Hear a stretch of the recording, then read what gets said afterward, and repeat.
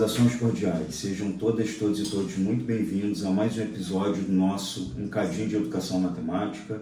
E hoje a gente tem a honra e o grande prazer de trazer esse cara que é incrível e a gente rasga cedo quando tem que rasgar, que é o Vitor Giraldo, da UFRJ.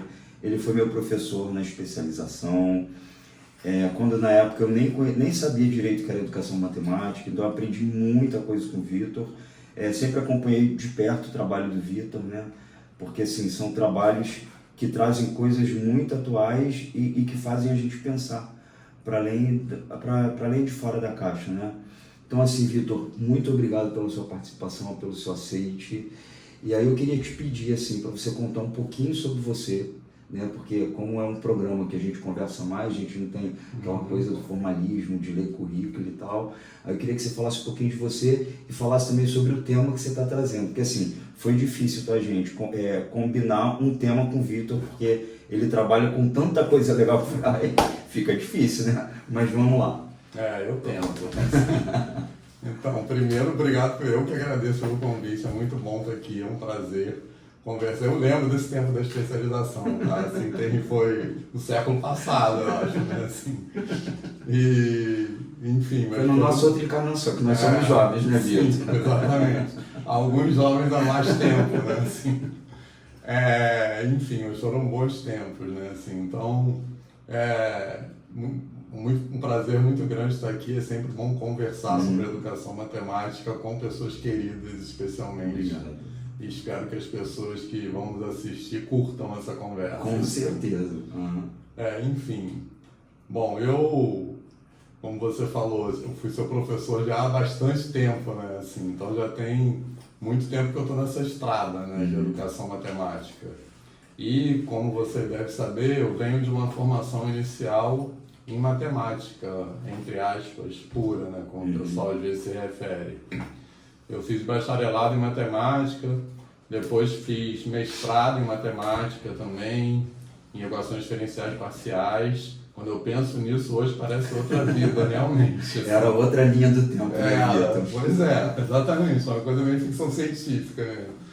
Enfim, e aí depois do doutorado, quer dizer, na verdade, aí depois do mestrado, eu comecei a dar aula na UFRJ, né? Isso foi... Na verdade, foi durante o mestrado. Isso foi em 92, ou seja, já tem 34 anos, certo? Tá certa essa conta, né? Tá. E aí, logo que eu comecei a dar aula, foi quando começou também o curso de licenciatura noturna, né? Assim, também quando começou o curso de especialização, foi mais ou menos por aí, 92, 93... Os dois começaram muito juntos, assim. E aí eu comecei a dar aula, ou seja, era um super jovem professor, né? Tinha 20 e poucos anos na época. E eu comecei a dar aula para professores, né? Para professores em formação no curso de licenciatura e para professores já formados, né? Muitos deles na especialização. Muitos deles com muito mais experiência do que eu, né, assim. E aí, naquele momento, foi que eu comecei, assim, sofrer uma inflexão, digamos, na minha trajetória, né, assim. Que eu comecei a pensar que, porque, assim, eu sempre gostei de dar aula, né, na verdade, eu sempre quis ser professor. Mas foi naquele momento, nesse convívio profissional com professores em formação e com professores já em atuação, que eu comecei a pensar que não é tão simples assim, né? Porque eu vinha de uma formação inicial em matemática pura e eu acho que como muitos de nós que vêm dessa formação chegam na profissão, eu acho que eu cheguei com uma ideia assim, se eu explicar tudo logicamente, certinho, assim, e claramente, assim, todo mundo vai entender, né? Assim. E eu vi que não é tão simples assim, né? Na verdade, o ensino era muito mais complexo, porque tinha outras variáveis que acabavam marcando, né? Hoje em dia, assim, desde então eu estou nessa tentativa de tentar entender, né? Assim, mas hoje eu pensando naquele tempo, eu penso assim, que nossa simplificação de entendimento é pensar que os processos de ensino, aprendizagem, formação de professores e prática docente são processos, especialmente em matemática, né? São processos mais racionais, assim. E hoje depois de todo esse tempo, eu sou muito convencido que é muito mais sobre afeto do que sobre razão, né? Muito mais sobre o que faz a gente aprender, né? Falando assim, de forma muito simplificada. Eu acho que estar num ambiente, a primeira coisa, né? Assim, estar num ambiente onde você se sente acolhido, né? Onde você se sente confortável nesse sentido de se colocar, de ser quem você é. Sem isso ninguém aprende nada, né? E eu acho que na formação matemática a gente vem muito com essa coisa da lógica e às vezes demora para perceber isso. Então, mas naquele começo foi essa percepção, né, de que não é tão simples assim, que me fez mudar de caminho, né? Entendi. Então, assim, ó, antes da gente começar o tema, eu tenho uma pergunta para você, que é assim, eu estou te ouvindo e a gente sabe que a educação matemática, na verdade, ela surge como um movimento, né? Que aí depois ela acaba se consolidando como uma área do conhecimento e isso inicia assim, tem um início, tem uma eclosão a partir da década de 80. Sim. Então, assim, você foi um dos precursores, você foi um dos primeiros que pegou esse movimento.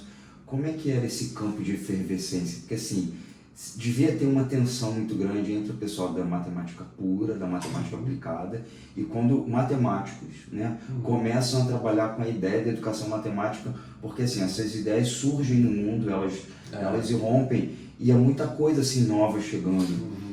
Mas, ao mesmo tempo que era muita coisa nova chegando, muita coisa para ser pesquisada, provavelmente tinha uma resistência muito grande dessas outras pessoas.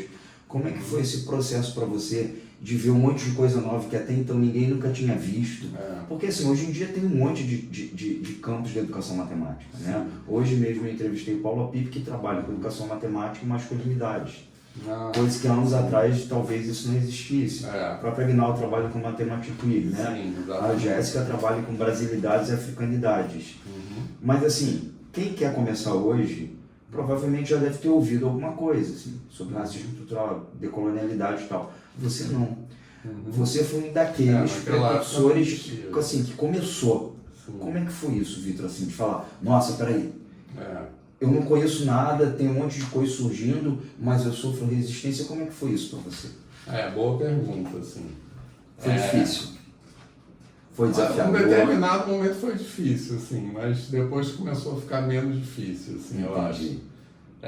Mas eu acho que a minha atitude com relação a isso que mudou, né? Assim, você disse, a educação matemática, eu acho que ela, esse termo, né, digamos, educação matemática começou como vamos dizer assim, um interesse legítimo, né, de algumas pessoas que lecionavam matemática e hoje se definiu, né, se delimitou como uma área de pesquisa, né, reconhecida pela CAPES, etc., né, formalmente, digamos assim. Mas eu acho que a educação matemática, hoje como área de pesquisa, ela teve a origem dela na matemática e não na educação. Né? Sim. Sim. No Brasil e no mundo, né, assim, como você disse, no começo da década de 80, né, o primeiro PME, né, que é um marco, que é uma das principais, a principal talvez, conferência internacional de educação matemática. O primeiro é de 79, se não me engano, por aí, por volta de 80, assim, né? Então é aí que começou. E eu acho que começou, como eu disse, com um interesse legítimo de algumas pessoas que, como eu, né, um tempo depois, eram matemáticos de formação e tinham essa preocupação, né, de entender como é que, vamos dizer assim, como é que eu posso ensinar melhor, né, digamos, de forma simplificada também, né, assim. E aí eu acho que a educação matemática nasceu aí, né, de um grupo de matemáticos com essa preocupação. Bem intencionados. Eu acho que sim. Eu acho que sim.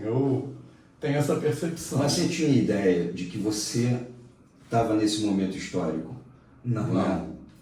Mas o meu já é um pouquinho depois, né? Não, Teve mas uma mesmo galera que assim, veio né? antes, mas foi... Mas aqui no Rio, por exemplo, não tinha tanta gente que trabalhava. Não. Vocês do Fundão, do Projeto Fundão, trabalhavam. É. Mas não tinha no Não Rio. tinha nenhum programa. Não tinha nem programa de mestrado. Não. Eu fui do primeiro programa de mestrado.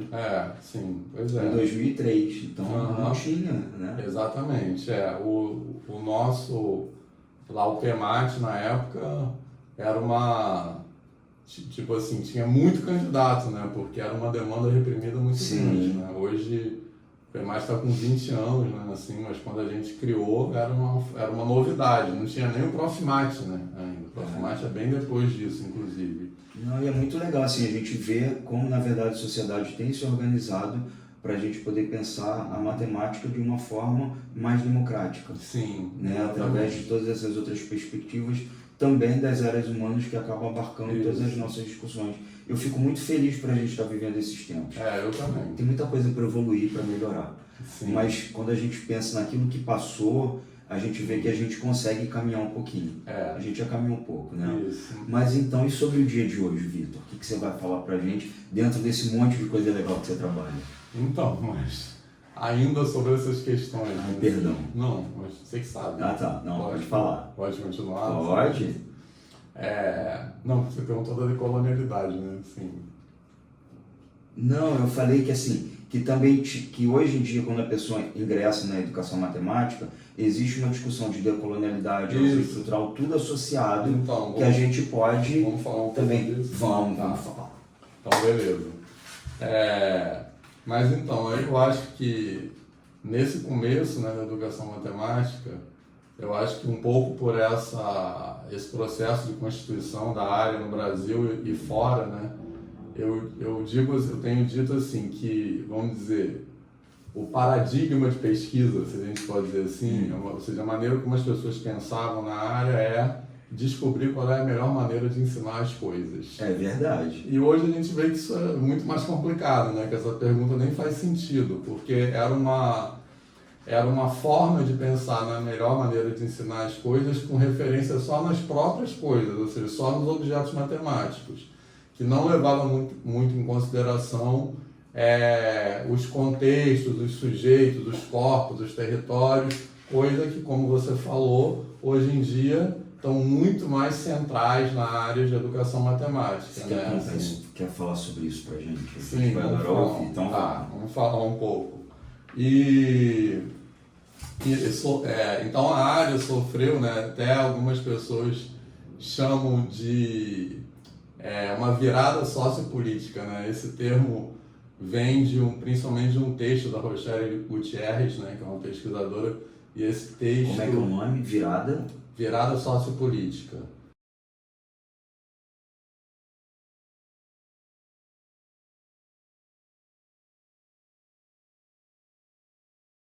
Então, mas aí para descrever um pouco essa mudança de perspectiva, né, essa mudança de paradigma na história da educação matemática, algumas pessoas têm usado esse termo, né, virada sociopolítica, que é um termo que vem do título de um artigo que fala exatamente sobre isso, que é de uma autora, Rochelle Gutierrez, e eu não me lembro exatamente o título do artigo, mas ela tem esse termo, né, virada sociopolítica em educação matemática, e nesse texto ela fala exatamente de como, até certo ponto na história da educação matemática, as referências eram apenas no próprio conteúdo e muito também na psicologia cognitiva, mas sem fazer muita conexão dos processos de cognição com os processos sociais, né? Assim, sem fazer, como se olhasse assim o indivíduo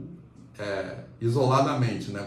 Colocasse a pessoa no microscópio. A gente isolava o fenômeno só, e não o indivíduo, né? Eu lembro que na minha dissertação de mestrado, eu tive contato com as avaliações em larga escala por conta da Lilian, aquela coisa toda, então eu desenvolvi, na época, 2 programas de frações no computador. Então era exatamente isso, assim, eu apliquei o programa com um grupo lá, né, para tentar avaliar se ao final eles aprendiam o que eu queria que eles tivessem aprendido.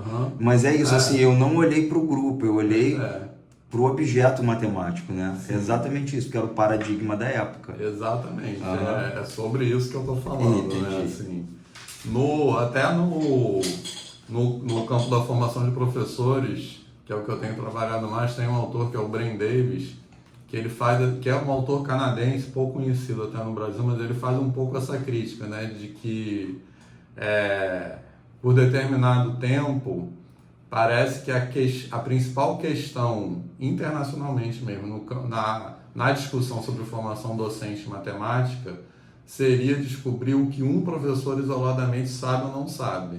E ele propõe que é muito mais relevante entender as culturas profissionais docentes, ou seja, aquelas práticas e aqueles saberes que são ou não legitimados nessa cultura, né? Assim, então, não ajuda muito a gente a avançar, né, nessa discussão, tentando tirar uma radiografia de o que cada professor ou professora sabe ou não sabe, né? Assim, então, acho que isso também ilustra, né, também mostra essas transformações na educação matemática, né? E hoje essas questões como questões sociais, né, em geral, questões de território, né, assim, do corpo-território, né, como a pessoa, o sujeito e o lugar social, de onde ela se situa, né, se constituem mutuamente, como essas questões interferem, né, vamos dizer assim, nos processos educacionais, né, na escola, etc. Então, questões de raça, questões de gênero, questões LGBT, essas coisas têm muito mais centralidade na educação matemática do que elas tinham antes, né? Porque antes parece que a gente pensava que todo mundo aprendia da mesma maneira, né? Assim, sem considerar essa questão dos corpos e dos territórios, né? Ou do corpo-território. Né? O que eu costumo dizer sempre para os meus estudantes é que assim, a educação, na verdade, enquanto esse processo de favorecer do desenvolvimento humano, ela abarca várias esferas. Então, assim, você tem uma esfera política, você tem uma esfera econômica, uma esfera social e você tem uma esfera cognitiva. Isso. O que a gente, na verdade, tentou fazer a vida inteira foi tentar entender o ensino e aprendizagem na perspectiva da esfera cognitiva, mas assim, você não consegue descolar o sujeito da própria realidade dele. Então, assim, eu fico muito feliz quando eu vejo o PEMAT, né, com essas iniciativas e com todas essas discussões, eu fico pensando assim, cara, assim, como a gente já está ganhando espaço e como a gente está conseguindo caminhar para a gente entender isso de uma forma um pouco maior.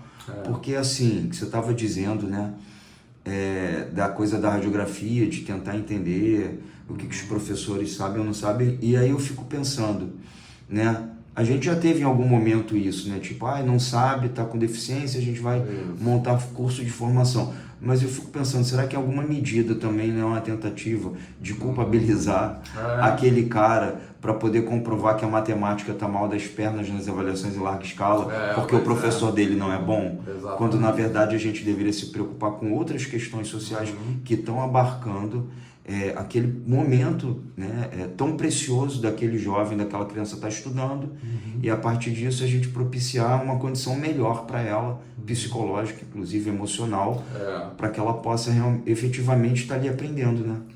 Exatamente. Então, quando sobre essa questão, né, assim, quando eu trabalho em formação continuada, né, de forma geral, mestrado, doutorado, com público de professores, né, com experiência e tal, a gente sempre discute coisas, as práticas que a gente, vamos dizer assim, que a gente critica mais um pouco. E aí, de vez em quando, surge alguém que fala assim, pô, mas eu faço isso. Eu falo, mas eu também faço. A questão não é o indivíduo, né? Assim, a questão é justamente isso, né? Quais são as questões sociais, políticas e culturais que fazem essas práticas acontecerem, né? Assim, que legitimam certas práticas e não legitimam outras, né? Assim, então, acho que a gente tem que ampliar um pouco esse foco no indivíduo, né? Assim, porque isso também é uma tentativa, muitas vezes, de despolitizar o debate, né? Assim, quando a gente foca no indivíduo, a gente culpabiliza o indivíduo e a gente deixa de olhar para questões sociais, históricas, políticas públicas, todas essas coisas que são determinadas. A gente meio que esconde, né? Assim, desconsidera essas coisas que são fundamentais. Tem uma frase de uma amiga minha que eu gosto muito, assim, não é uma frase dela, é uma frase que ela usa muito, né?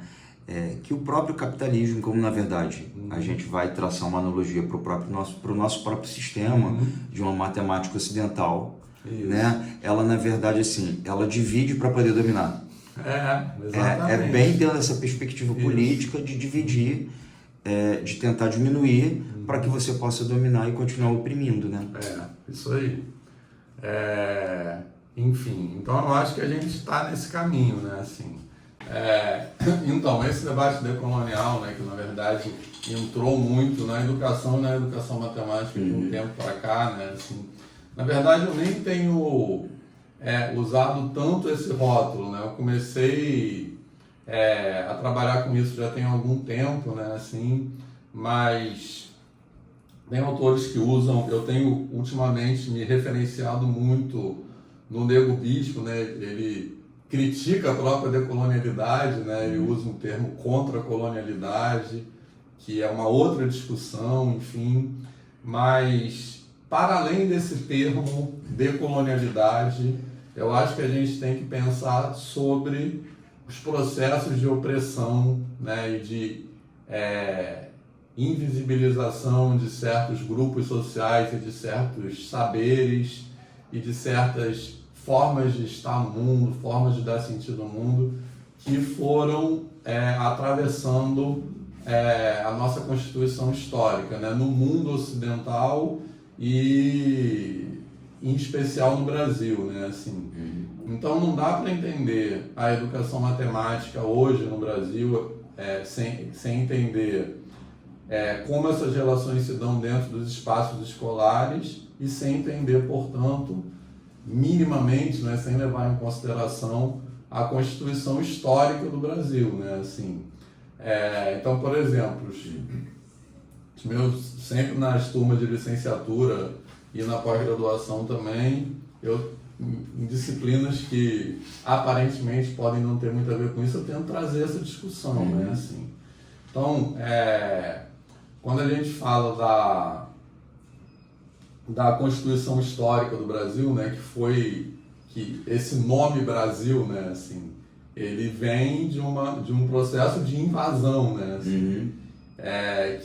que perdura até hoje, né, exatamente o que os autores de decolonialidade falam com o termo colonialidade, que é essencialmente dizer que essas violências não acabaram com o fim da colonização formal, né? Ou seja, da dominação administrativa formal de um país pelo outro. Mas as relações de poder que foram fundadas, digamos assim, nessa expansão territorial europeia perduram até hoje, né? Assim, então, elas são perpetuadas. Você está falando, e ontem, por acaso, eu estava dando uma aula de estatística no Rio. E aí tinha uma pergunta que era assim, qual era a população brasileira, qual era o quantitativo da população brasileira pela época da chegada dos portugueses? E aí, ó, eu não deixei ninguém procurar no celular. Se não souber, não responde, depois a gente vai discutir. E aí, assim, era uma população de em torno de 5 milhões de indígenas, e hoje a gente tem 1 milhão. Então, assim, você está falando desse processo, é um processo que perdura, assim, a gente tinha, né, o povo originário, né, que foi subtraído, que foi morto, sabe, que foi saqueado, e hoje ainda continua vivendo desse processo de opressão. Então, quando a gente não olha para essas outras questões, a gente não consegue olhar para a totalidade, porque a gente vai continuar perpetuando esse sistema que aprisionou a gente até hoje. Isso é uma prisão. Com certeza. E esse é um processo, como vários autores falam, né, assim, é um processo de genocídio e de epistemicídio, né? É um processo de desqualificação e invisibilização de outras epistemes, né? Assim, de outras sabedorias e de outras formas de entender o mundo, né? Assim, então, uma característica marcante das racionalidades coloniais é que elas apresentam a si próprias como única opção de dar sentido ao mundo, né? Assim, então, e hoje, eu acho que como a gente vive dentro desse sistema, digamos assim, a gente naturaliza muito isso, né? A gente vive como se essa forma de viver, essas relações sociais fossem dadas, como se elas fossem as únicas possíveis, né? Assim, então, um outro autor no qual eu tenho me referenciado muito, que é o Ailton Krenak, né? Naquele livro dele que chama Ideias para Adiar o Fim do Mundo,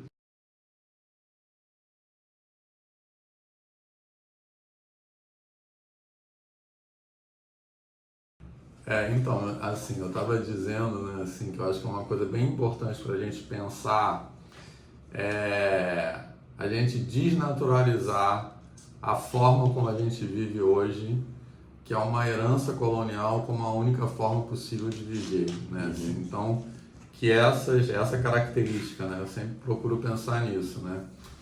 Essas racionalidades se apresentam como a única possibilidade possível, única possibilidade de dar sentido ao mundo, né? Assim, e com isso, outras formas de viver, outras sabedorias, né? Outras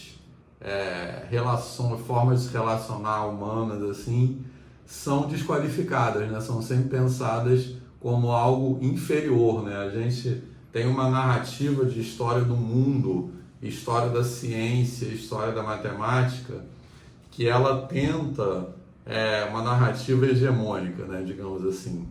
Ela tenta vender uma ideia falsa de que, vamos dizer, a Europa foi o berço da civilização e o berço do mundo, né? Assim, com isso, a gente desconsidera outras coisas, outras contribuições, outras coisas que estavam acontecendo no mundo e que eram, vamos dizer assim, tão sofisticadas culturalmente ou mais culturalmente, intelectualmente, do que aquilo que aconteceu na Europa. A gente sempre pensa como o lugar da cultura, essa é a história que é apresentada, né? E os outros lugares como os lugares mais atrasados, mais primitivos. Faz todo sentido o que você está dizendo, porque assim, você está falando e eu tenho pensado um monte, né?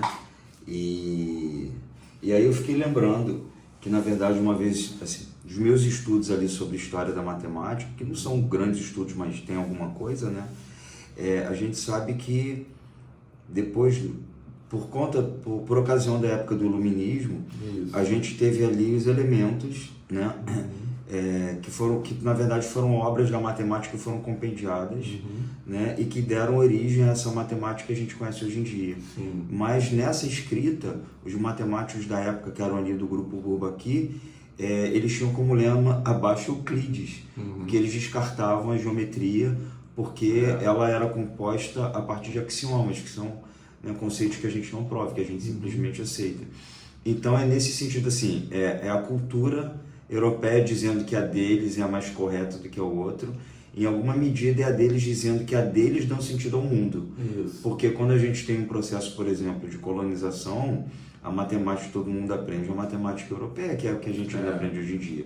Né? Então, hoje em dia a gente tem algumas propostas, por exemplo, de trabalhar com jogos africanos, porque aí você traz um resgate da identidade, você traz um resgate daquela ancestralidade, aquela criança também se reconhece. Né? É uma forma de se fazer matemática que também permeia o campo da etnomatemática. Então, assim, tudo isso faz muito sentido e eu realmente fico pensando, sabe, que estratégias a gente usa, né, para a gente conseguir sair dessa matrix, desse sistema de aprisionamento, né? Mas conta um pouco mais, Vitor, desculpa te cortar. Não, nada. Então, para sair um pouco disso, né? Eu acho que nesse processo que vem do iluminismo, porque Bourbaki já foi algum tempo depois, mas nesse processo do iluminismo e tal, foi quando se idealizou muito essa versão histórica, né, da Europa ser o berço da civilização E a matemática tem um papel importante nisso, né? Assim, porque a matemática, como parte dessa construção, ela foi muito colocada, né, como uma forma privilegiada de balizar outros conhecimentos, né? Assim, então, a partir do iluminismo, dessa época, mais ou menos, na Europa, começou a surgir um pouco uma ideia de que essa ideia é muito presente hoje, de que coisas que têm matemática são mais válidas que outras coisas, né? Assim, tem uma coisa que até o René Descartes fala, né, que está no livro dele, o livro clássico dele, né, Discurso sobre o Método, e uma das coisas que está nesse método, né, que ele propõe que apenas as coisas que podem ser quantificadas e medidas podem realmente ser conhecidas. E somente dessas coisas deve se ocupar o pensamento humano. Né? Então, só se pode conhecer aquilo que, nesse sentido, puder ser matematizado. Sim. Então, eu acho que essa visão, que se constitui muito no iluminismo, coloca a matemática, como eu falei antes, como uma coisa que é um padrão de legitimidade para outras áreas, até das ciências humanas, né? É uma ferramenta que vai dar sentido a todos os outros fenômenos. Exatamente. Né? E até hoje, a gente idealiza muito a matemática, né? Assim, e essa idealização, ela se expressa, por exemplo, naqueles jargões que eu critico muito, assim, que a matemática está em tudo, a matemática é universal, a matemática é um conhecimento, é uma linguagem universal. A rainha das ciências. A rainha das ciências, exatamente. Essa eu acho tenebrosa. Eu também acho tenebrosa. É exatamente isso, a matemática é a rainha das ciências, né? Todas as outras têm que obedecer à matemática, né? E com isso, assim, quando a gente fala, por exemplo, a matemática está em tudo, de novo, eu acho que muitas pessoas professores, matemáticos, usam essa frase com a melhor das boas intenções. Porque, de fato, a gente pode ver a matemática em tudo. Mas, por outro lado, a matemática não esgota as coisas. Se, por um lado, a gente pode ver a matemática em tudo, eu acho que todas as coisas tem aspectos que não podem ser matematizados. Então, se a gente não tem cuidado ao pensar sobre isso, a gente tende a esgotar o mundo pela matemática, o mundo e a vida, né? A gente tende a esgotar a vida, a ver tudo na vida matematicamente. Né? Porque nem tudo são números, né? Principalmente as relações humanas não são quantificadas, né? E nem tudo são relações lógicas, né? Assim, então, da mesma forma, a matemática está em tudo, mas a arte também está em tudo. A história também está em tudo. Então, quando a gente fala da matemática em tudo, isso pode adquirir um sentido que é assim, a matemática dá conta de tudo, a matemática esgota as explicações sobre as coisas. Né? Assim, então, tem alguns exemplos que eu gosto de dar que ajudam a pensar sobre isso, né? Assim, de como eu acho que na nossa sociedade ocidental contemporânea a matemática extrapola, né? Ela ocupa um lugar que é assim, como princípio explicativo único de mundo, né? Assim, que a gente querer explicar tudo pela matemática, até as relações humanas. Então, uma história que quem me narrou essa história foi a Gabriela Barbosa, que você deve conhecer. Conheço. Professora da UERJ, nossa amiga querida também foi minha aluna. Legal. E ela conta uma história que aconteceu numa turma de educação indígena.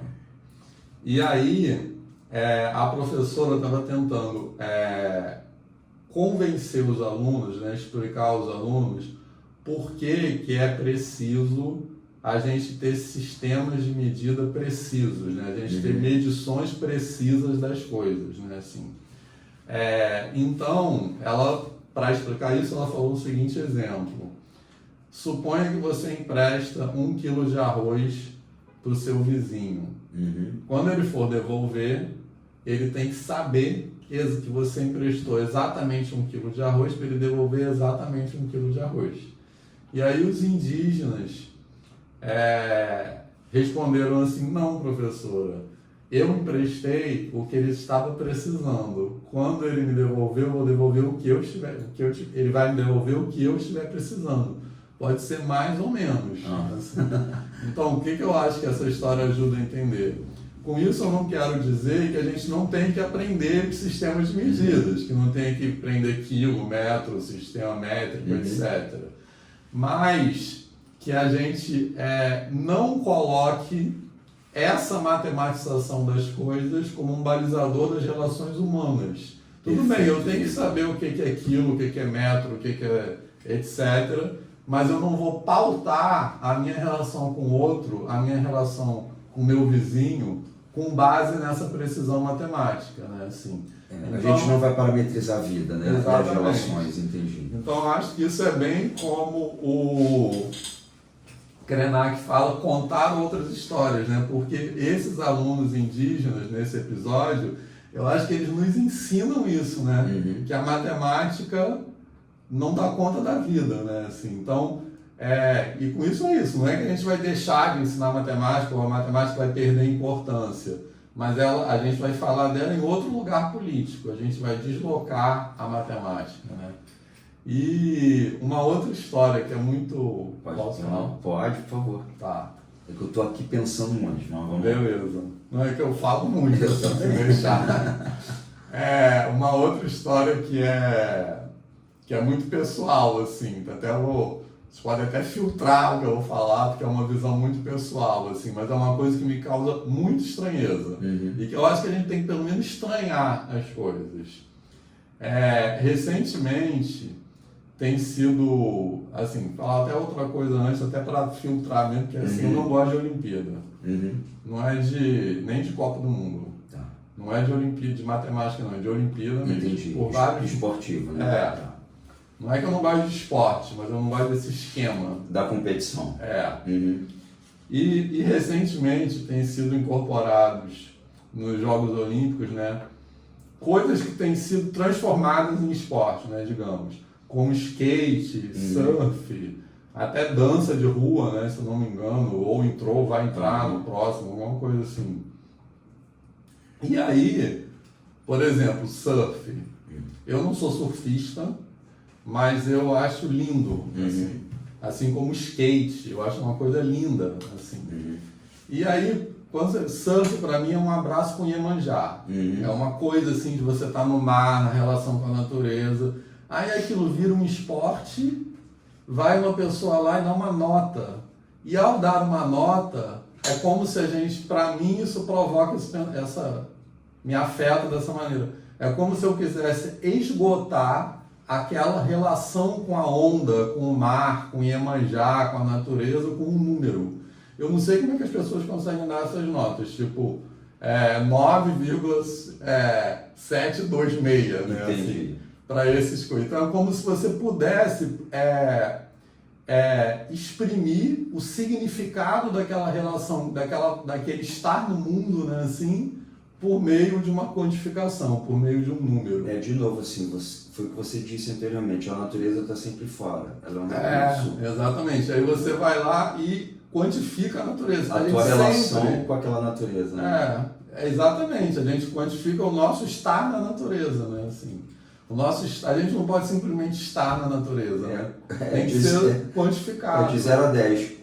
Qual é a tua nota que você está sentindo bem, que você está ali no meio do mato, né? Exatamente. Isso aí. Então isso é muito isso que o Descartes fala, né? Assim, só pode ser conhecido aquilo que pode ser quantificado. Eu acho que a gente tem que aprender a conhecer coisas sem quantificá-las, né? Sem coisas que não podem ser quantificadas, coisas que podem ser conhecidas sem ser quantificadas e coisas que podem ser sentidas sem ser conhecidas, no sentido racional, né? Entendi.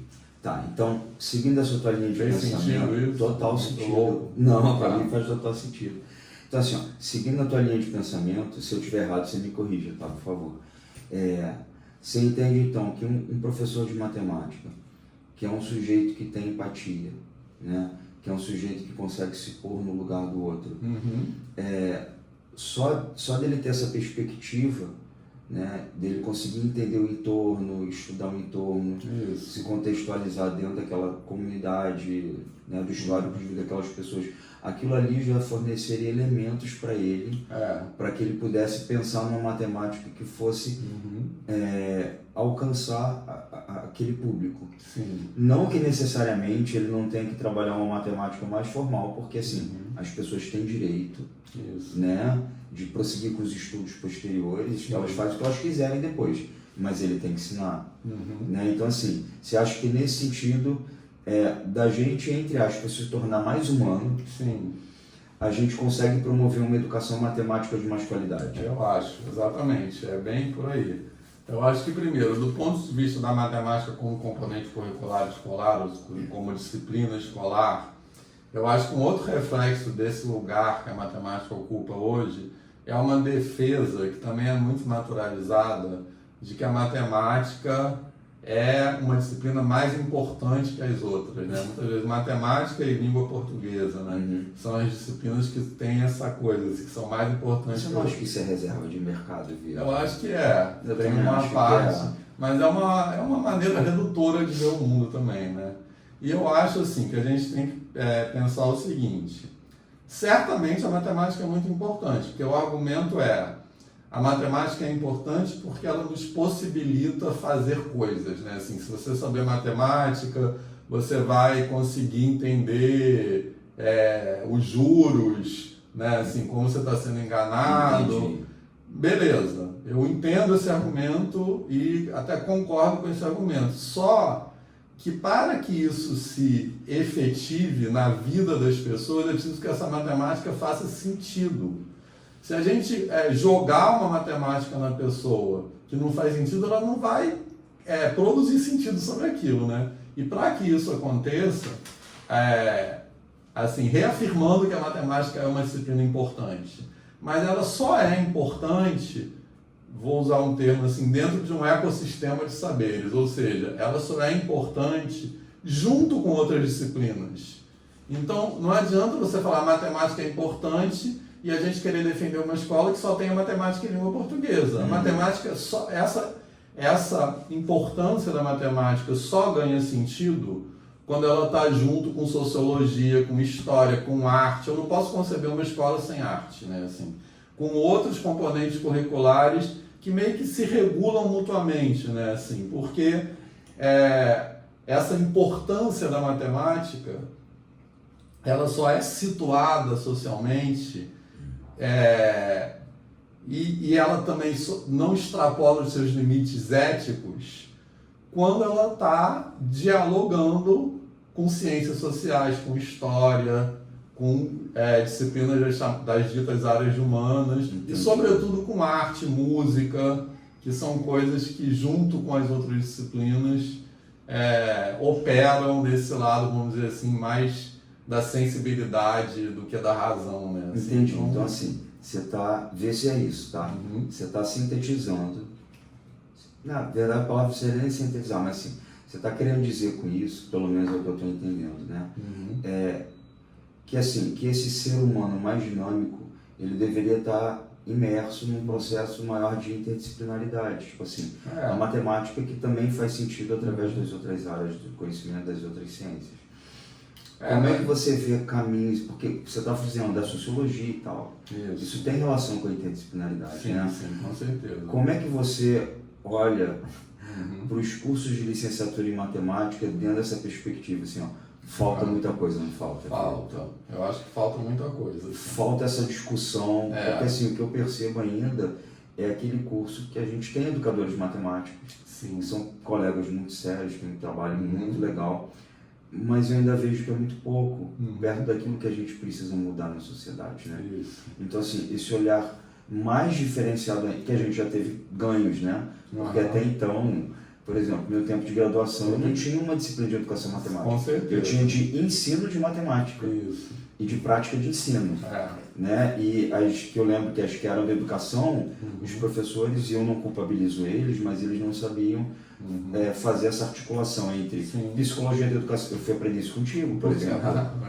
Contigo, com a Lilian. Porque também não foram formados para isso. Não foram.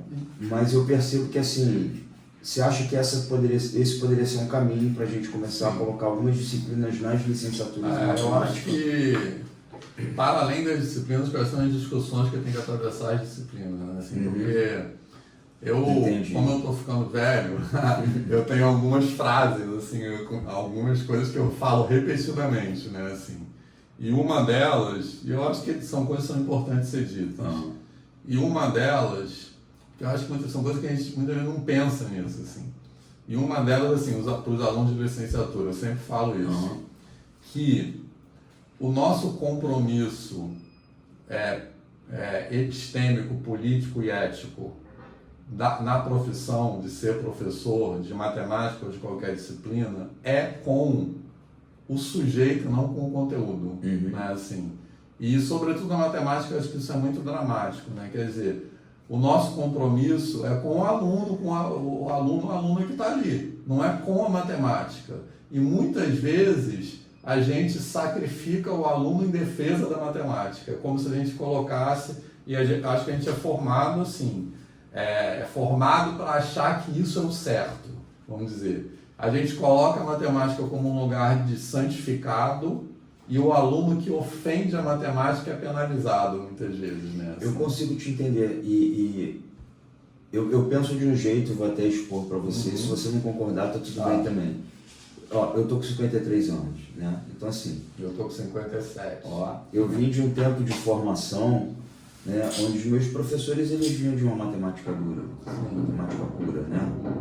Então, por exemplo, Vitor, os meus professores eles vieram de uma matemática pura e, obviamente, por questão de uma zona de conforto, digamos assim, eles me ensinaram dessa forma quando eu tinha 18, 19, 20 anos, no meu tempo de graduação. Se eu não tivesse tido a oportunidade e o desejo de olhar para outras questões fora da matemática, talvez eu seguisse nesse modelo e talvez fosse esse modelo que eu já estivesse reproduzindo. Pois é. Então, assim, a gente está perpetuando o modelo, né? Como é que a gente rompe com isso? Esse modelo não está na matemática. Vou falar, assim, uma dimensão disso é dentro dos cursos de licenciatura, tá? Até a gente estava conversando isso ontem, por acaso, no Laprame, né, que é o meu grupo de pesquisa, assim. Laprame? O que significa Laprame? Laboratório de Práticas Matemáticas do Ensino. Ah, legal. Depois eu te mando no Instagram para linkar. Manda que eu vou colocar aqui no nosso vídeo.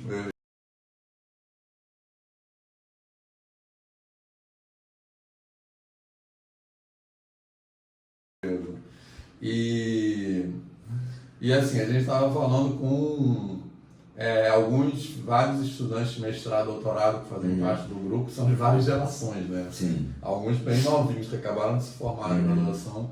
E a gente teve esse reconhecimento, né, que os cursos de licenciatura avançaram muito nesse sentido de incorporar a discussão de educação matemática.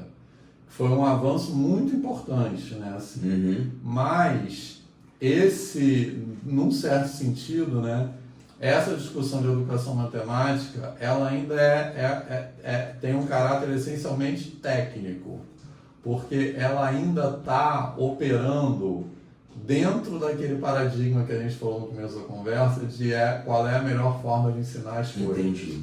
Então teve até uma das nossas estudantes de mestrado, que ela falou, eu me formei ano passado e estou dando aula. E eu acho que o meu curso de licenciatura me formou muito bem para pensar em como ensinar os conteúdos na educação básica, né? Como ensinar funções, frações, geometria, etc. Mas não me preparou para como lidar com certas situações envolvendo a relação com o aluno e as relações entre os alunos. Então, esse lado mais humano, né, como você disse, né, assim, que eu acho que é muito expresso por aquilo que eu falei, que o nosso compromisso é com as pessoas, não com o conteúdo. Então, obviamente, a gente tem que conhecer bem o conteúdo e tem que conhecer os aspectos do conteúdo que são relevantes para o ensino, né, que é aquilo que muitos autores têm falado, conhecimento pedagógico de conteúdo, matemática para o ensino, vários nomes, a gente tem que saber muito bem isso. Mas a gente não pode saber isso sem considerar quem são as pessoas para quem eu estou me formando para ser professor, né? Assim, e como a gente lida com as relações entre as pessoas. Então, esse lado humano da matemática não, da matemática também, mas sobretudo da docência, eu acho que ele ainda é muito pouco presente nas licenciaturas. Eu dou uma disciplina, né, assim, com frequência, lá na UFRJ, que chama Matemática na Escola. E essa disciplina Matemática na Escola, ela tem exatamente esse objetivo, que é questionar, desconstruir uma ideia idealizada que os estudantes, que os licenciandos podem ter sobre quem vai ser o seu aluno e qual vai ser a escola. Então a gente tem uma ideia idealizada de aluno, né? Assim. Então os nossos alunos podem ser, quer dizer, a gente precisa aprender a olhar para a diferença, né? Assim. E não adianta só saber educação matemática no sentido de como ensinar as coisas, se a gente não olha para a diferença. Entendi. Né? Assim. Muito bom. Deixa eu te fazer uma pergunta então.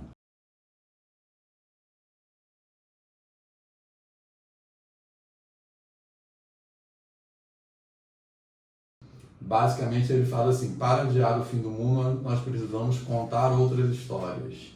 E o que ele quer dizer com contar outras histórias é exatamente desnaturalizar isso. É a gente aprender justamente com aqueles grupos sociais, com aqueles povos que foram oprimidos no processo de colonização, que essa maneira que a gente tem de estar no mundo não é a única maneira possível, né? Assim. E esse processo, então, outros culturas indígenas, culturas afrodiaspóricas, né, tem uma maneira de se relacionar com o mundo, com o tempo, com a natureza, sem se colocar fora da natureza, né? Que eu acho que a gente hoje se coloca como se a natureza fosse, o próprio Ailton Krenak critica muito isso, a natureza como um recurso, né? Assim, então, ao dizer isso, nós nos colocamos fora, né? A natureza como algo a ser explorado, né? Assim, então, aprender, né? Se contar outras histórias que ele fala, é aprender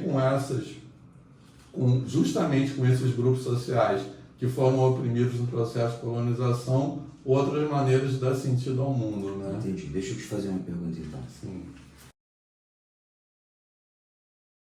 Vitor, a gente também estava tratando, né, da questão LGBT. Conta um pouco pra gente, assim, de como é que isso te toca, como é que isso chegou no campo da educação matemática para você. Eu acho que na minha história pessoal, né, assim, eu acho que o fato de eu ser um homem gay teve um papel muito importante nessa trajetória, né? Eu olhando, me lembrando dessas coisas, eu tenho essa percepção um pouco, né, assim. Porque para fazer o campo da educação matemática e a gente individualmente como pesquisador, para fazer esse movimento, né, assim, de, vamos dizer assim, olhar as coisas de outra perspectiva, né, sair daqueles paradigmas que a gente estava falando no começo, que qual é a melhor maneira de ensinar as coisas. Uma primeira coisa que eu acho que ajuda, ou pelo menos no meu caso pessoal ajudou, é você se sentir autorizado, vamos dizer assim, para fazer esse movimento. Sentir autorizado, o que eu quero dizer, é você entender que é possível pensar nas coisas de outra perspectiva, né? Assim, e eu acho que a minha história pessoal, quer dizer, obviamente não estou dizendo que esse é o único caminho possível, mas no meu caso, na minha história pessoal, eu acho que isso me ajudou muito, né? Assim, porque eu cresci, né? Eu tenho 57 anos, então eu cresci, imagina, como era ser um adolescente gay na década de 80, né? Assim, Era bem complicado. era bem complicado, você não podia Não, você não podia ser quem você porque se você quase fosse... nenhum ambiente. Porque você ia sofrer violência de todos os tipos, né? Ou talvez expulso de casa, sim, apanhar na rua porque você era gay, né? Obviamente isso não acontece, né? Tragicamente, mas eu acho que a gente não era nem homossexualidade, era homossexualismo, né, Vitor? Ainda era isso, né? Ainda tem muito assassinato hoje, sobretudo de pessoas LGBT, pessoas trans e tal, mas eu acho que assim, antigamente isso era muito mais violento, eu acho. Com isso não quero banalizar as violências que acontecem hoje, né? Eu acho que, mas assim, não era concebível naquela época, quando a gente, na década de 80, né, assim, nem na década de 90, nem 2000, sei lá, a gente, dentro da universidade ou da escola, os casais gays andarem de mão dada, ou demonstrar afeto em público, né? Assim, quer dizer, se comportarem abertamente como casais, né? Isso era inconcebível, né? Assim. E é engraçado como a sociedade muda, e graças a Deus a sociedade muda, né? Porque eu fico pensando que, assim, por conta da época da escravidão, né, as pessoas viam, muita gente, os abolicionistas viam achar absurdo, como realmente um absurdo, né, e eles viam pensar, daqui a 100 anos espero que isso não exista, a gente nem lembre disso, então eu espero que daqui a 50 anos isso seja uma memória passada, falar assim, gente, olha, as pessoas matavam os outros porque eram gays, ou matavam trans, né, tinha feminicídio, hoje em dia, graças a Deus, não tem mais. Eu espero que a gente consiga evoluir a esse ponto de não precisar lembrar desse passado, porque a gente aprende com o passado. Sim, pois é. Algumas pessoas aprendem, né? Eu espero. Bom, eu espero que sim, né? Eu acho que, vamos dizer assim, não existe uma evolução linear, né? Não. A gente, ao mesmo tempo que a gente avançou muito em certos aspectos sociais, a gente vê um grande crescimento da extrema-direita, do conservadorismo, políticos de direita que defendem assassinato de pessoas LGBT, que defendem racismo, defendem superioridade branca, abertamente, e pessoas que os apoiam, que acham que isso não é grave, assim. Então, por isso que eu estou falando que a gente não existe uma evolução linear. Eu acho que há muitas coisas assim que a gente avançou muito, né? Assim, isso que a gente estava falando de os casais gays hoje terem muito mais ambientes nos quais eles podem ser quem são, né? Ser quem são. A gente tem um avanço na questão racial, porque pelo menos a questão racial está pautada. Sim. Antigamente ela era o racismo. No meu tempo de criança era normal chamar, eles falam uma piada, exatamente. Era tenebroso também. Enfim, mas eu acho que é isso, né? Assim. E eu acho que hoje, eu até, por esse crescimento do conservadorismo, da extrema-direita, eu até me sinto mais impelido nas turmas de licenciatura de me fazer um out, né? Assim, de me assumir publicamente, que eu me sinto um pouco responsável por isso, na questão da representatividade, né? Assim, de estudantes LGBT se identificarem com outras pessoas. Que a gente se identifica, né, com os pares, né? Pois né? E se sente mais acolhido, mais confortável. Exatamente. Né? Mas, enfim, eu toquei nesse assunto, até se desviou um pouco, mas não tem problema. Eu fico pensando, Vitor, assim, se teve esse aumento do conservadorismo ou se esse aumento sempre existiu e na verdade estava escondido. Porque, assim, como é que eu penso sobre isso? Que as mudanças, elas nunca vêm de um sistema macro para um sistema micro, ela sempre parte do sistema micro para o sistema macro. Né? Tanto que a gente vê a história da humanidade com ciclos de conservadorismo e progressivismo. Mas eu percebo que, assim, que são essas micro-redes que pensam em diversidade, que pensam como você, que pensam como eu, que fazem com que um movimento maior tome um vulto maior. Sim. E aí, assim, a gente consegue, né, contornar a situação para que a gente consiga ter uma vida um pouco mais humana e um pouco mais digna nesse país. Né? Exatamente. Mas, enfim, só para arrematar, que a gente tocou nesse assunto, né, pelo seguinte, que eu acho que no meu caso ser gay me ajudou nesse processo, porque eu acho que houve um momento, né, assim, na minha infância e adolescência, que era meio quase assim, como se eu achasse que eu era o único gay no mundo, né? Assim, como se achasse aquilo que não era possível viver daquela forma, né? E com o tempo eu fui me reconstruindo dessa maneira, né? Assim, me afirmando. Teve até um dia na terapia, né? Assim, que na época, tem muitos anos isso, o meu terapeuta falou uma frase que parece uma bobagem, mas fez um clique, foi uma mudança de chave na minha vida, assim, porque eu tinha uma preocupação, eu não posso fazer determinada coisa porque em determinado ambiente, porque vão perceber que eu sou gay. Uhum. Aí ele falou assim, e as pessoas vão não gostar, sei lá. Aí ele falou assim, mas se isso acontecer, quem está errado são eles, não é você.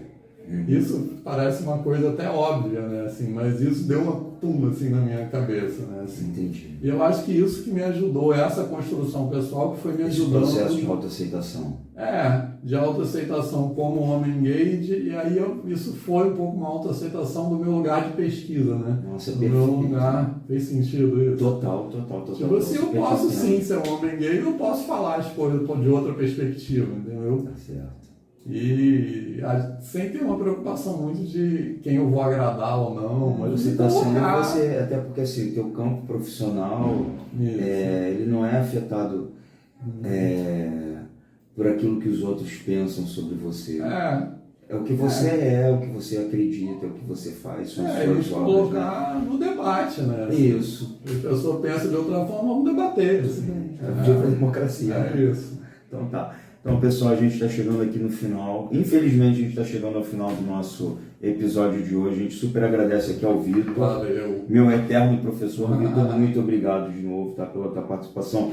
Vitor fica devendo uma outra visita pra gente falar de outros temas também, tá, gente? Então, grande abraço para vocês. Tá? Então, valeu, pessoal. Até a próxima. Até a próxima. Tchau, tchau.